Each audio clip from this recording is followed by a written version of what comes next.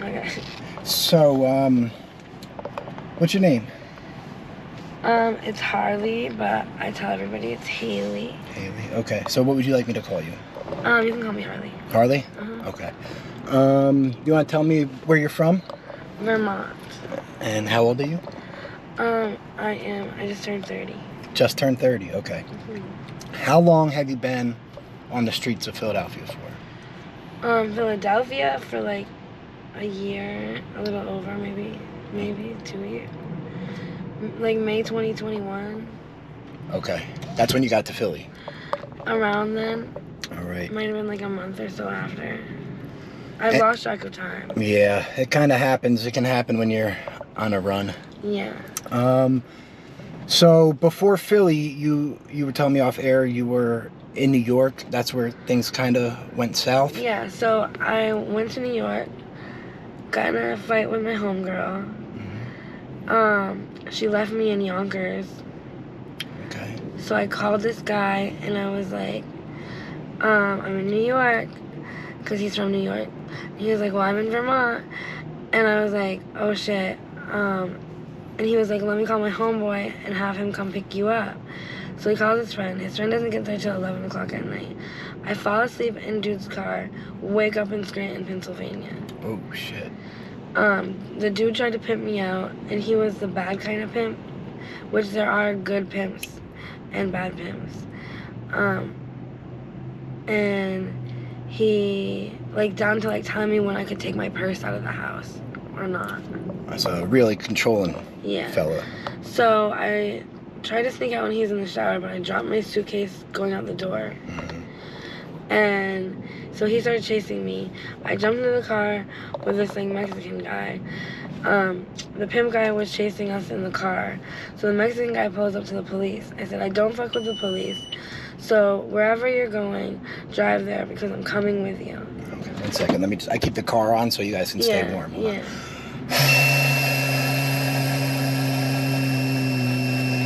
I'll probably edit that out anyway. Mm-hmm. All right, so continue. So he's like, police? And I said, no, I don't fuck with the police. Wherever you're going, drive there because I'm coming with you. And he drove to Norristown. I know Norristown very well. Yeah, and then I got dropped off at a Wawa and blew somebody for a ride to Philly. Okay. And then you've been here ever since? Yeah, I've been in Philly ever since. On your own? Yeah. I've only been down Kensington for like a couple months. Mm-hmm. I like it because I'm like definitely like top 10 prettiest house. Every time I see you, you're always dressed very nice. Thank you. So, we were talking a little bit earlier. You were telling me about some of these questionable Johns that you have to get picked up by. Can you explain it? Because I want people to understand how dangerous what you guys are doing is. So, there's one guy who... and tell what kind of van he is in or whatever it is, if you don't mind, so people... Yeah, so he... I don't even remember the color of the van, right, no worries. Honest. But, he wants girls to pick up their drugs and do a shot before he does the date so that they're preferably unconscious during the date. Jesus. Yeah. And then there's another guy who, he sits in his car all the time and he also wants girls to do a shot. He won't even think about doing a date unless the girl does dope, which I had to convince him to do a date with me. And he also, once you get up in his house and you do your shot, he offers you a cocktail of different pills, like all mixed together. It's terrifying. Yeah. And so, I mean, there are predators out there preying on you guys. Yeah. I got beat with a baseball bat, and I got a fractured skull because somebody said I made them come too fast, and so it didn't take that much of my time, so I didn't need that much money, and he tried to get his money back from me. Sheesh. It's really bad. And you can't even really go to the cops with stuff like this. No, and half the cops are crooked anyways. Like, I blow them. Yeah, you're saying a lot of your customers are cops. Yeah. One of them, like, snorted coke off my, like, titties. One of them paid me, he brought me to the police department and basically gave me the ultimatum of, like, get arrested or blow him. And he also gave me $40 in fake money, which he told me it was fake money. And he gave me $5 of real money. And knowing there's nothing you could do about it. Yeah, like, people will be like, why are you fucking with the police? And it's like, what am I going to tell them no? Yeah. And then they'd probably just be even meaner to you. Yeah, exactly. So they're part of the problem out here. Just as much as the addicts. And yeah, it's bad, yeah. Now, you were telling me that you just recently relapsed on fentanyl. Yeah, like 3 weeks ago, I had jumped out of a car going 30 miles per hour, or I fell out. Because it's a whole story. And I had a cast on, but these guys took me to Camden and tried to pimp me out, and they cut my cast off because it wasn't sexy. But I have a broken bone in my foot, I have stitches in my face, and shit. What was I just talking about? Man, I have a terrible memory too. You guys say you got pimped out in Camden. Oh, we were talking. You fell out your car. You got pushed out the car. Yeah, but there was a point. Oh yeah, and so I was like really in a lot of pain, and then I asked some girl to use her crack pipe. Oh yeah. She let me use her pipe, and she had been smoking dope out of it. Okay. And it helped with the pain so much. So now I'm like doing like a bag a day, and my body is already relying on it. So it's been 3 weeks, you said, about, and you already physically addicted to it then. So you're fucked pretty much. Not fucked. Yeah. You know what I'm saying? No, I really am. It's just making. I really am. Because before that you were just on crack, right? Yeah. So now your problems are tenfold. Yeah, exactly. Higher. Can you pause it for a second? Yep. So you did some to get better, right? And it's that strong you can't even open your eyes, really. Yeah, no. I feel like I want to throw up. And that's from the fentanyl? That's from the trank. Oh, the trank that was in the dope you got. Mm-hmm. Man. I just wanted to show how crazy this stuff is. You were just fine. You never know what you're going to get, like. And you were just fine literally 10 minutes ago. 10 minutes ago. It's just because you, like, every time you try new dope, you don't know. You just don't know what you're going to get. It's not what dope used to be, where it was just, like, good, fucking, like, still evil, but it was heroin. It's not heroin anymore. There's, like, all different colors. Like, there's, like, no brown heroin. That's what I wanted to ask you. There's none anywhere in Philly, huh? Not really. No, it's, like, either purple, blue, or white. This one was white. And does the white one tend to mean more tranquilizer? Yeah. That's what, okay, because that's what other people were saying to me. Yeah, and then the purple is the one that I like. That's the one. Is that like the more fentanyl? The purple, I don't even know what the fuck it is. I know that it's got benzos in it, which you're not even supposed to mix opiates and benzos together. Yeah. You're like the fourth person that said about the benzos being mixed into it. Yeah, they're literally putting something that's deadly to mix with it in it. Have you tried rehab before? I don't believe in rehab. No? Okay. That's good. When I got clean before, I went to the ocean for 3 weeks by myself. Okay, because you said you had 3 years, right? Yeah, May 2018 to 2021.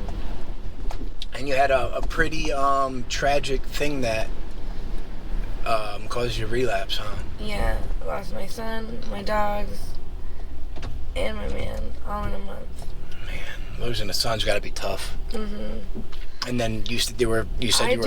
I do hard crack, literally, so that I don't have to face the reality of my life. Yeah, because you're saying it's just you smoke and then you just try and find more. Yeah. Then that's just a circle. I make money. I spend my money. I'm addicted to the streets, crack, and clothing. I buy clothes like every day. Which I also have to do because everybody steals my shit. So. And you were saying you have a place to sleep inside, right, at night? Yeah, I have a couple options actually, which thank God I'm a pretty girl. I can't imagine what it would be like to have my addiction and be a man out here. Yeah, it's got to be tough. Yeah. And because what's the man's option is just like panhandling or boosting or scrapping metal. Yeah. That's literally it, huh? Yeah. And so I mean, you guys make far more money than they do. Oh yeah. And I'm sure there's some resentment on the men's part. Definitely. Mad at you guys because you get so much more money than they do. Yeah. And also, like, sometimes I get mad when men ask me for shit because I'm like, I just sucked a dick for this $40. Like. Right. And you're mad at me because I won't give you 10. Like, I literally just put a stranger's dick in my mouth for this money. Yeah. So you did some actual work for the money and not fun work. Yeah, and they act like it's not work. The reason I'm driving. You said you were really starting to feel sick back there, huh? Yeah, I need to get some more crack to try to wake up. Just to reverse the effects of how strong the fentanyl tranquilizer is. Yeah. So you never know what's gonna happen when the bag you buy. No. Even if I've tried it before because they changed their batches. Man. So it's like Russian roulette every time you take buy a bag. Pretty much, yeah. There's a few places though where you always know what you're gonna get. They're very consistent. Well, we just drove by one. You said it got raided yesterday or something, right? Yeah, they must have because everything's flipped. The couch is flipped. Everything's torn down. Like. Was it door busted open and stuff? It's outside already. It's like an alleyway type zone. Oh, okay. So you could tell that someone went in there and just started flipping stuff. Yeah, everything's torn down. Because they have like curtains and tarps like set up like a tent sort of. So have you experienced sexual assault since you've been down here? A lot. A lot? Yeah, probably like since I've been in Philly. Like 5 times. So you've been sexually assaulted / raped 5 times so far. That is more than that because there's also an experience of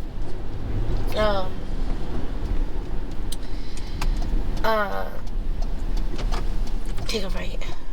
Yeah. There's also an experience of these guys that like kept me in their house for like 3 days. Mm-hmm. And there's 4 of them and I just was like repeatedly raped by them. Jeez. And I got a hand warmer and I lit their trash can on fire with a hand warmer and a lighter. Wow. And their plunger. And that's how you got out of there? And that's how I got out of there. And you're still addicted to the streets, huh? Yeah, I went home, took a shower, and went right back out. To go get more crack? Yeah. To forget about what just happened? After being locked up for like 3 days with these guys. Well, that's addiction for you. Mm-hmm. Especially crack addiction. Yeah, it's crazy. It's crazy. Beat with a baseball bat, and I got my head cracked open, and I still. So can we park up? Yeah. Yeah. Shit. Hold on. Say that again. I found a dead girl in a trash bag in a date's house, and I had to run away. Sorry, there's a hair in my mouth. I had to run away. 3 blocks in my like pants and my bra. Anything ever happened to a guy that you know of? No. I didn't really. I haven't an NYPD like cop that comes to see me every week, and I told him about it. So Well, I mean, it's got to be nerve-wracking even thinking about going to the cops when you know they fuck with you so much. Yeah. Yeah. And you said you have no names, but you're gonna have a famous, semi-famous TV guy, producer. A movie. He writes really well-known. He's a writer/producer of some very well-known movies. And you said you even have a U.S. Marshal? Yeah, U.S. Marshal. I smoked crack in a U.S. Marshal's bed. Say that out loud one more time. I smoked crack in a U.S. Marshal's bed. Crazy. The cops are just as much as the problem down here. Oh, yeah. A bunch of my clientele is the police. Quick question. How many girls would you say go missing around here? Just one day, just stop, coming around. I don't even know. And, you don't know if they went home for a little while, because sometimes they come back. Yeah. Or if something happened to them. So nobody does anything about it. Girls go missing from here, and nobody does anything about it. And most of the time, if you're down here, you're already missing from your family and stuff. So there is nobody to say anything, which is why this is where people come that want to kill. Yeah, it seemed like there are a lot of predators who come to this, because there's a saying like the police, the least dead people to police are sex workers. Yeah. Drug addict sex workers. Like, they might investigate one of you getting murdered for a couple hours, maybe. Yeah, but... And then they'll move on. Yeah, they don't give a fuck. Mm-hmm. Man, that's wild. Yeah. That's wild. Mm-hmm. So, what are your plans in the future? Do you have any, or are you saying you're just in your smoking crack thing where you don't think about anything other than that? I do think about more than that, but I try not to. Yeah, but it just hurts thinking about stuff. Yeah, I think I'm gonna go home for the holidays. That's right. I wanted to ask you about that. So you are now. I'm gonna take. So you're talking about going home for Christmas. Yes. Which, now that you have a physical addiction to fentanyl, is going to be a little bit tricky, right? Yes. That is the least of my worries, though, because I know, I have a limited addiction, so I'm able to afford to bring enough with me, I'm pretty sure. Okay, so you do enough every day where you can bring enough to make sure you're okay. Yeah, exactly. Okay. Now, are you nervous about going back there? I am, and mainly because I'm scared I'm gonna, get stuck there. And not be able to come back to your happy place, Kensington? Yeah. Or, this will stop being my happy place, or, I have no idea what's gonna happen with going home. So it's like the fear of the unknown. Yeah, because, this whole trip to Philadelphia in the first place was, unplanned and, just, kind of, happened. Here, keep going. I'm going to show you our parking lot. Yeah, absolutely. So the fear of unknown, because you need...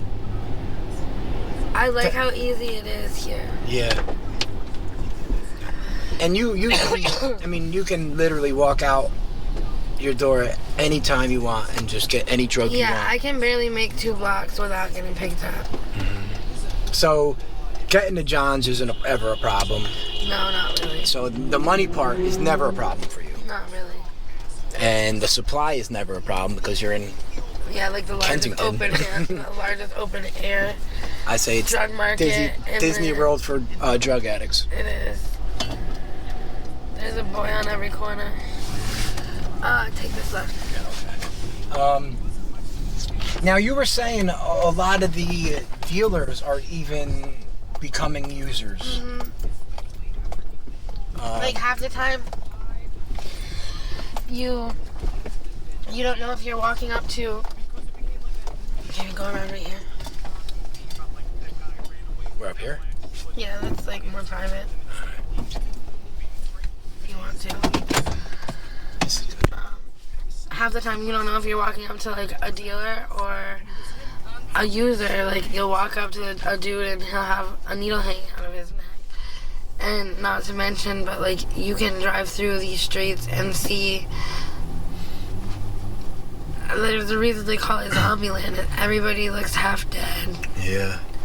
Like. And then in those big groups of half dead people, there's a dealer usually directly in the middle of that group, right? Yeah, he'll be in there trying to blend in. Mm-hmm. And so that's why they never go anywhere, because the dealers. They don't have to. It's right there, right? Mm-hmm. Yeah, every block has a dealer. Mm-hmm. Like everybody owns a block, and like they don't give a fuck about police. They don't give a fuck about anything. And all the plugs, typically for like the night shift and stuff, have users run like working their blocks. So they don't even have to do the dangerous shit. They don't even have to get their hands dirty. And the users are doing that just so they can get an extra hit or something. Exactly. So they can. They literally call it and treat it like work. Like they have hours and like. So it's just like it was back in the day with the regular heroin. When they have the runners, they'd get a bundle, and like if they sold 15 of them, they get 2 for free or something like that. Yeah, but they treat it like real work. Like I have to go to work in the morning type shit. Yeah. Like, no, you can hear them when I'm out in the street walking around. You hear them talk it like that, like it's an actual like job they're paying taxes on. Yeah. Mm-hmm. Yeah. Well, I mean, I guess in a way, it kind of is a real job, though. Mm-hmm. I mean, it is. It's just the dealers are making the users the face of the product, so that they don't have to get their hands dirty. Yeah. I guess. I mean, that's. I don't want to say smart for the. And they're, you know what I mean, and the risk is on the user almost. You know, they're the ones that then they're gonna go away for selling drugs when they just wanted to try to get a hit. Exactly. So they possibly just a regular addict might go upstate for selling drugs just for making $5. Not to mention, then you have to worry about getting it ripped off because they tap the bags and stuff. Mm-hmm. Now, I heard that's a big problem here is when people like will try and refill bags and sell them again. Yeah. So I guess that just means going to someone you quote unquote trust that much more important. Yeah. Yeah. Like I have a select few people, and I spend so much money like daily that like these people think that I don't go through other people. They think that like they're the only ones and that I'm like loyal. How much would you say your crack habit is a day? Right now, I would say I never spend less than 180 a day, 200 a day. And you said that's even cut down a lot. Yeah, that's way cut down. Like, way cut down. And that's like, I never spend less than $200 a day. Wow. So. Yeah, so, I mean, it just, and when people hear that, it's like, man, if you just save that money and not get high, you'd be so much money. But it never works out like that, because if you're not chasing the drug, there's no reason to chase money like that. Yeah, it's crazy. In the future, when I see you, can I keep stopping and you know, please keep talking to you? Please, and I have a lot of stories like that would be good to share that are crazy. Yeah, because like we need. I mean, what I told you, I'm trying to bring an awareness to this stuff that's happening down here, and it's insane. Like if I told you like a month worth of stories, you would not believe me. Yeah. Like you could make a movie. Every single week you could make a different movie out of my life that would blow people's minds. Yeah. Well, I mean, you're living in chaos 24/7 though, so. Yeah, violence, chaos, and destruction. And your addiction is telling you that's A-okay right now. Yeah, I like it. Yeah. I mean, listen, there's the lifestyle. People like lifestyles too, you know. I'm addicted to the streets just as much as I am the drugs. Yeah. So you'd have to, you know, work on that then too. If you ever decide to get clean. Hold on, watch out. There, I finally found that fucking. All right. So it's about 20 minutes. I appreciate it. I'll let you go now. I am gonna maybe once every other week, something like that. Once a month when I see you, I'm gonna stop. We'll go out to lunch or something, and we'll talk for a little bit. This has been good. And we're going by Haley or Harley? Which one do you want? You can do Harley. Harley? Yeah. And what age do you want me to put on? What's your age? We can do 30. 30? Okay. All right, because I like to put the name and the age in the beginning just so people know. All right, Harley. Thanks again for your talking to us. Yeah, thank you. All right.